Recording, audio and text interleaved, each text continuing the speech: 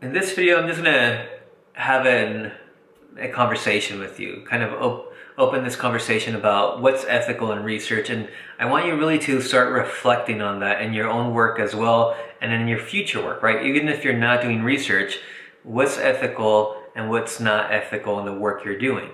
So in the examples we've covered, right, the example with the Tuskegee Institute with Guatemala, and syphilis, right? Syphilis research.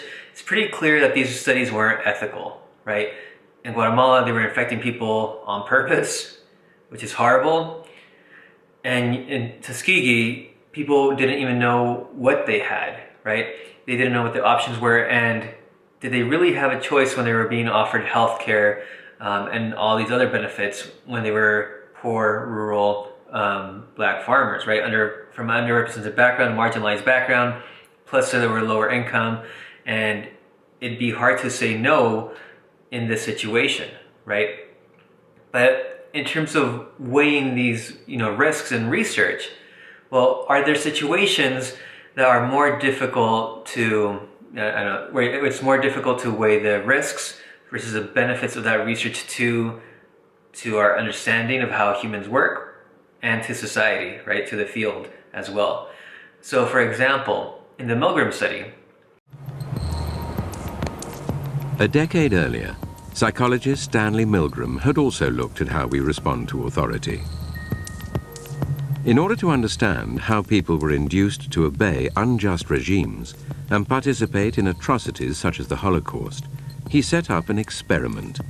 Volunteers were told they were taking part in scientific research to improve memory. Would you open those and tell me which of you is which, please? Teacher. Where?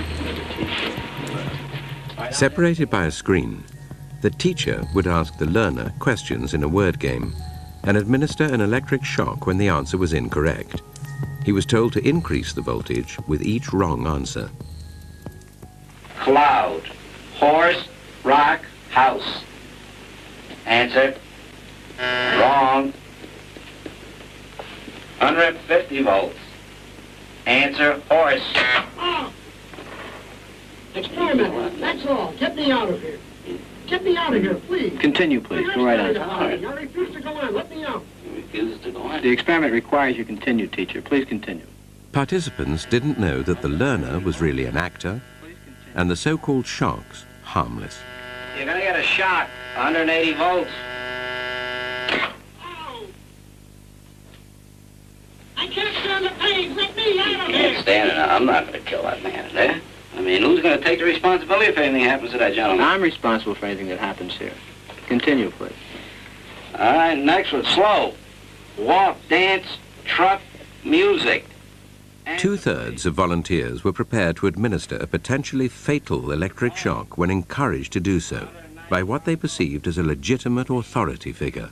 In this case, a man in a white coat. 375 volts. I think something's happened to that fellow in there. I don't get no answer. He was hollering for less voltage. Can't you check in and see if he's all right, please? Milgram's findings horrified America. They showed that decent American citizens were as capable of committing acts against their conscience as the Germans had been under the Nazis. So these participants thought, I'm actually harming that person, right? Maybe there are people that are caught on, but there were definitely people that felt they actually were inflicting harm on those other people. Now, is that ethical? Well, what I shared with you alone, you would say, no, that's not ethical. You can't make people think that they're harming other people for no reason. But this wasn't for no reason, right? This research was spurred on not spurred on, but was inspired, was thought of after World War II to get us to understand, well, what would lead people like the soldiers during World War II to commit atrocities that they did, right? In war, we often think of the other person as the other group as evil. How did they come to commit those acts, right? So this research comes from trying to understand that.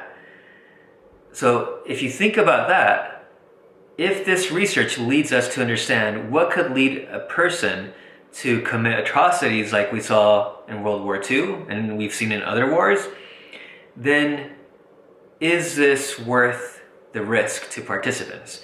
Is understanding how authority impacts individuals' behavior, is that so important enough for we're willing to risk people's views of themselves, maybe their mental health, experiencing anxiety? Is that ethical? Right? Because look at what we gain from the study. We gain an understanding that most participants will inflict pain on another individual just by being told by a professional in a white lab coat, the study must continue. Please proceed. Actually, let me say it in a more serious way. The study must continue. Please proceed. If that's all it takes for people to keep going, right? What does that tell us about how we work as humans and how much influence authority really does have over individuals? There's reports that they followed up with some of these participants, and some of these participants felt that they learned a lot about themselves that was beneficial, right? Maybe now they're aware that if this happens again, well, I need to be ready to stop it, and I need to be aware it's happening, right? Maybe they didn't know that this could even happen to begin with, right? It's never happened to them before. Now they're put in a situation where an authority figure is asking them to do this. If they're made aware that they're capable of this, is this a benefit to the participant or a detriment to the participant, a harm to the participant? Because now they know I'm capable of doing what these individuals in World War II did, right? They're seeing the news reports because once the study gained traction in the news, they're reading these reports about these participants that were willing to hurt other people, and that included them. It can have trauma on people. It can affect them. And you might think it's, arbitrary. I'm just asking about how's your relationship with your parents? But if they have a really difficult relationship, if they've been molested or hurt by their parents, right? This could be a loaded question. What are you going to have in place to protect that participant? So when you're weighing, these things, you do have to weigh, well, what's a benefit to society? What's the benefit to research? What's the risk to that participant? If the risk is low, like an anonymous survey on your study habits, right? That risk is low. If I'm asking about your parental relationship, then it's a little bit higher, right? This is arbitrary. I don't have an actual way of measuring risk. But if you're asking them to participate in a potentially harmful situation, is that worth the risk? Now, I will tell you that this study probably won't get approved today, but I wanted to just open that conversation and get you to reflect on that. What is worth the risk in research? Take some time and reflect on your own study. Well, are there risks I'm putting my participant in? What should I include in my consent form? What isn't included in my consent form? If you have a critique, let me know.